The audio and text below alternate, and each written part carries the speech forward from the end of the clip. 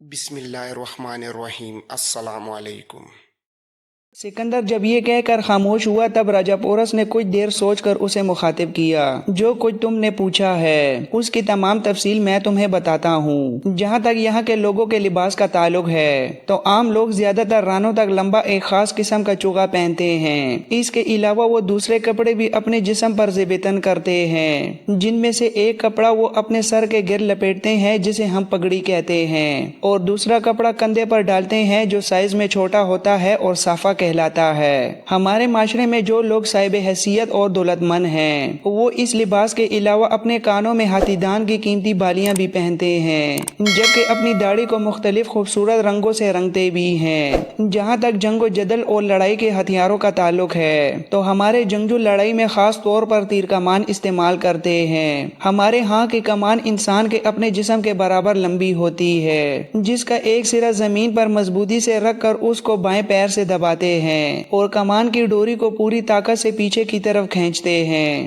ہمارے ہاں جنگ میں استعمال ہونے والے تیر بھی تقریباً 6 فٹ لمبے ہوتے ہیں، اور جنگجو اپنے بائیں ہاتھ میں چمڑے کی بنی ہوئی لمبی ڈال رکھتے ہیں جو ان کے پورے جسم کے برابر ہوتی ہے، جبکہ تلوار عام قاعدے اور رواج کے مطابق دائیں ہاتھ میں رکھی جاتی ہے۔ جہاں تک یہاں کے لوگوں کی خوراک کا تعلق ہے تو ہمارے ہاں کی خوراک بالکل سادہ اور فطری ہے۔ ہم لوگ شراب پینے سے قطعی پرہیز کرتے ہیں اور بند کمروں کی بجائے کھلی فضا میں رہنا زیادہ پسند کرتے ہیں۔ یہی عمدہ متوازن اور سادہ خوراک رکھنے کی وجہ سے ہم لوگوں کو طبیبوں کے پاس جانے کی کوئی خاص ضرورت پیش نہیں پڑتی، کیونکہ اسی سادگی کی وجہ سے ہمارے اندر بیماریاں بہت ہی کم پیدا ہوتی ہیں۔ جہاں تک عورت کا تعلق ہے تو عورت کا ہمارے معاشرے میں بہت احترام اور تعظیم کی جاتی ہے۔ مردوں میں ایک سے زائد شادیاں کرنے کا رواج بھی عام ہے، اور بعض حالات میں دلہن کو قیمت ادا کر کے خریدا بھی جاتا ہے۔ عورتوں کی عزت و آبرو کے خلاف جو جرائم ہوتے ہیں ان کے لیے قانون میں انتہائی سخت اور عبرتناک سزا دی جاتی ہے۔ اگر کبھی کسی موقع پر دو نوجوان ایک ہی لڑکی سے شادی کے خواہشمند ہوں تو ان دونوں کا آپس میں بہادری کا مقابلہ کرایا جاتا ہے۔ یہ ایک طرح کا عوامی کھیل تماشا ہی ہوتا ہے، اور جو نوجوان اس مقابلے کو جیتتا ہے لڑکی کی شادی اسی سے کرا دی جاتی ہے۔ ہمارے ہاں لڑکوں کے لیے بلوغت کی عمر 16 سال اور لڑکی کے لیے 12 سال مقرر ہوتی ہے۔ میاں بیوی کی باہمی رضامندی سے یا شوہر کی طویل مدت غیر حاضری کے باعث شادی ختم ہو جاتی ہے اور اسے باقاعدہ طلاق خیال کیا جاتا ہے۔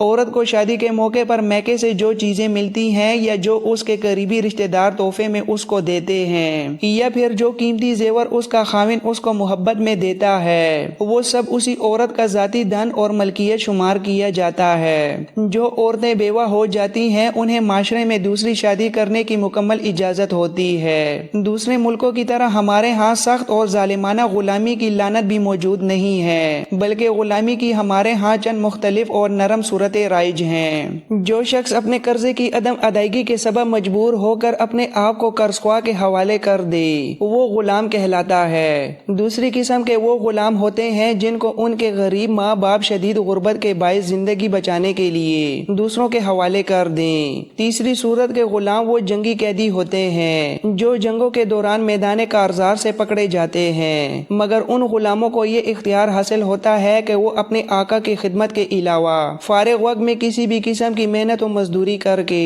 اور رقم جمع کر کے اپنی آزادی خود حاصل کر لیں۔ معاشرے کے دوسرے رحم دل لوگ بھی ایسے مجبور غلاموں کے حصے کی رقم اپنی جیب سے ادا کر کے ان کی آزادی حاصل کر سکتے ہیں۔ اگر کوئی مالک اپنی لونڈی کی عزت کرتے ہوئے اس سے باقاعدہ شادی کر لیتا ہے تو وہ عورت اسی وقت سے آزاد خیال کی جائے گی، اور بعد میں جو اس کے ہاں اولاد پیدا ہوگی وہ بھی غلام نہیں بلکہ پیدائشی طور پر آزاد کہلائے گی۔ راجہ پورس کی اتنی معقول معلومات فراہم کرنے سے سکندر اعظم بے حد خوش ہوا اور اس نے پورے لشکر کو اسی جگہ پڑاؤ کرنے کا حکم دے دیا تھا۔ دریائے جہلم کے قریب پڑاؤ کے دوران سکندر نے ان مفتوحہ سرزمینوں میں 2 نئے قصبے آباد کیے۔ ایک قصبہ اس نے راجہ پورس پر اپنی عظیم فتح کی یادگار کے طور پر آباد کیا اور دوسرا قصبہ اپنے گھوڑے بیوسیفالس کی یاد میں تعمیر کرایا تھا۔ جو قصبہ اس نے راجا پورس کے خلاف تاریخی فتح کی یادگار کے طور پر آباد کیا تھا اس کا نام اس نے نیکیا رکھا، کیونکہ یونانی زبان میں نیکیا فتح اور کامیابی کو کہتے ہیں۔ مورخین کا خیال ہے کہ نیکیا کا یہ تاریخی قصبہ جو سکندر نے آباد کیا تھا وہ آج بھی موجود ہے اور اب اس کا نام مونگ رسول ہے، جہاں سے لوئر جہلم نامی مشہور نہر نکالی گئی ہے۔ اس کی وجہ یہ ہے کہ نیکیا نام کا جو قصبہ سکندر نے آباد کیا تھا وہاں اس نے اپنے شاہی سکے ڈالنے کے لیے ایک ٹکسال بھی قائم کی تھی۔ ماضی میں اس نیکیا جسے آج کل مونگ رسول کہتے ہیں وہاں مٹی کے ٹیلے کے گرنے کے نتیجے میں سکندر کے دور کے نادر سکے برآمد ہوئے تھے۔ اس کے علاوہ وہاں ایک ایسی عجیب و غریب دیوار بھی دیکھنے کا دعویٰ کیا جاتا ہے جو انسانوں کی لاشوں سے تعمیر کی گئی تھی، اور اس خوفناک دیوار سے متعلق یہ مشہور ہے کہ وہ راجا پورس کے مرنے والے لشکریوں کی لاشوں کو چن کر بنائی گئی تھی۔ یہ بھی کہا جاتا ہے کہ طویل مدت گزر جانے کے بعد وہ لاشیں مٹی میں تبدیل ہو گئیں، لیکن اس دیوار کے اندر انسانی ہڈیوں اور ڈانچوں کے نشانات اب بھی دیکھے جا سکتے ہیں۔ مونگ رسول میں ٹیلے کے گرنے سے سکندر کے دور کے جو تاریخی سکے نمودار ہوئے تھے ان سکوں پر سکندر اعظم کی تصویر کندہ تھی، اور وہ سکے آج بھی لاہور اور ٹیکسلا کے عجائب گھروں میں محفوظ حالت میں موجود ہیں۔ دوسرا قصبہ سکندر نے جو راجا پورس کی سرزمین میں تعمیر کرایا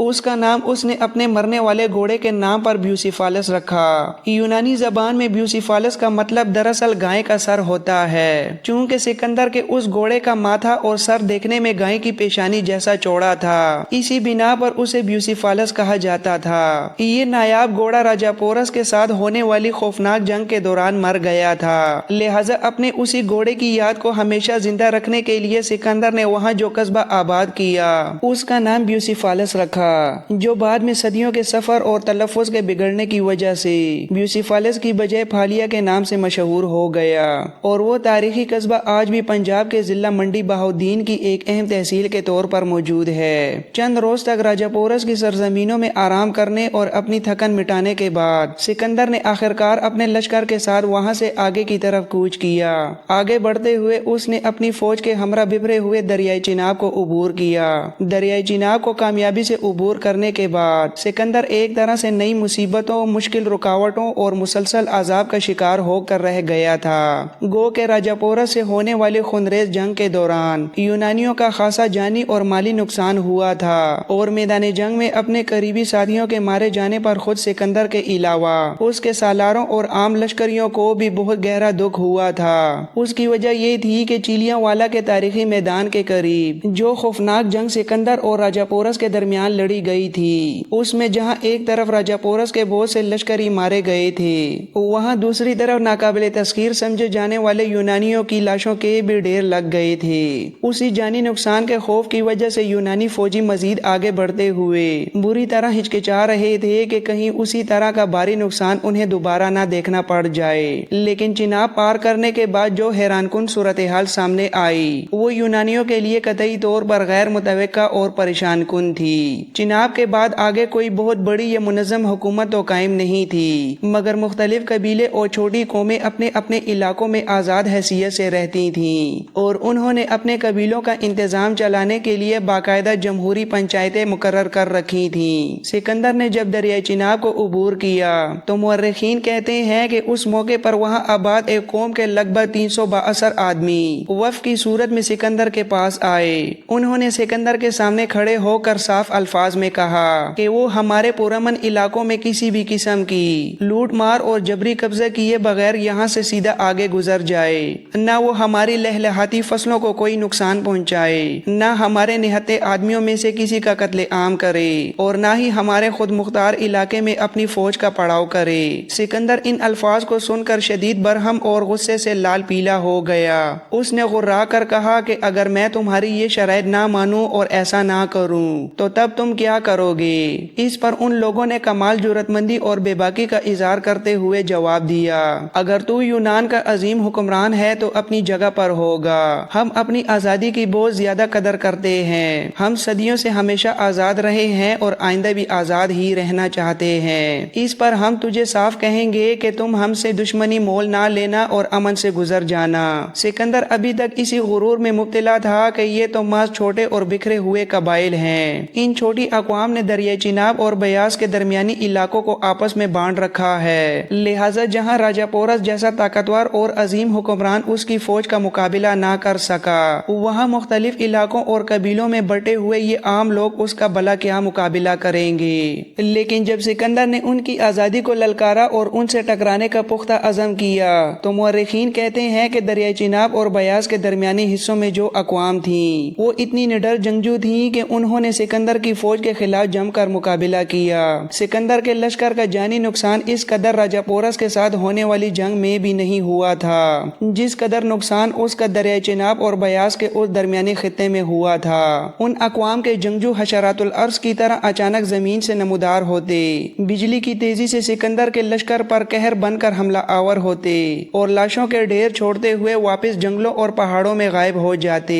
وہ کسی پراسرار قوت کی طرح اپنا کام کر کے پلک جھپکتے واپس چلے جاتے۔ اس گوریلا جنگ کے ذریعے ان لوگوں نے جہاں ایک طرف سکندر اعظم کو ذہنی طور پر بے حد تنگ اور پریشان کیا، وہاں اس کے مغرور لشکر کا بھی انہوں نے خاصا جانی و مالی نقصان کیا۔ بہرحال ان تمام مشکل حالات کے باوجود سکندر اپنے تھکے ہارے لشکر کے ساتھ پنجاب کے شمالی علاقوں اور ہمالیہ کے پہاڑی سلسلے کے ساتھ ساتھ مشرق کی طرف مسلسل بڑھتا رہا۔ شمال کی سرزمینوں سے گزرتے ہوئے سکندر نے جہاں اپنے لشکر کا بے پناہ نقصان برداشت کیا، وہاں اس نے دریائے جہلم سے مشرق کی طرف لگ بھگ کوہستانی سلسلے کے ساتھ ساتھ چلتے ہوئے 38 چھوٹے بڑے شہروں اور قصبوں پر اپنا جبری قبضہ جمایا۔ اسی کٹھن سفر کے دوران شدید طوفانی بارشیں بھی اپنے عروج پر آ گئی تھیں، جس کی وجہ سے سکندر اور اس کے لشکریوں کو پہلے کی نسبت کہیں زیادہ اذیتوں کا سامنا کرنا پڑا۔ یہ مشکل سفر طے کرتے کرتے بلا آخر سکندر اپنے لشکر کے ساتھ دریائے بیاس کے کنارے جا پہنچا۔ جب آگے کی نامعلوم سرزمینوں سے متعلق سکندر نے اپنے اتحادیوں یعنی راجہ پورس اور راجہ امبی سے تفصیلی معلومات حاصل کرنا چاہیں تو انہوں نے مکمل خاموشی اختیار کر لی، اس لیے کہ آگے کی سرزمینوں سے متعلق وہ خود بھی کچھ خاص نہیں جانتے تھے۔ تاہم وہاں موجود مقامی لوگوں نے سکندر پر یہ انکشاف کیا کہ آگے سفر کرنے کے بعد ایک اور بڑا اور گہرا دریا بہتا ہے جس کا نام دریائے گنگا ہے۔ دریائے بیاس کے کنارے پہنچ کر سکندر کے لشکریوں نے جب شمال کی طرف نگاہ دوڑائی تو انہیں ہمالیہ کی بلند ہوتی ہوئی سنگلاخ دیواروں کے سوا کچھ نظر نہیں آتا تھا، جنہیں دیکھ کر ان کے حوصلے پست ہونے لگے۔ سکندر کا عزم اب بھی جوان تھا اور وہ چاہتا تھا کہ کسی نہ کسی طرح دریائے بیاس کو عبور کر کے آگے بڑھے اور دریائے گنگا کی سرزمینوں تک پھیلے ہوئے سارے علاقے کو فتح کرتا چلا جائے۔ لیکن دریائے بیاس کے شور مچاتے کنارے پہنچ کر جب سکندر نے مجبوری میں اپنے لشکر کے ساتھ وہاں پڑاؤ کیا تو اس دوران تمام تھکے ہارے لشکریوں نے خیموں میں آپس میں مشورہ کیا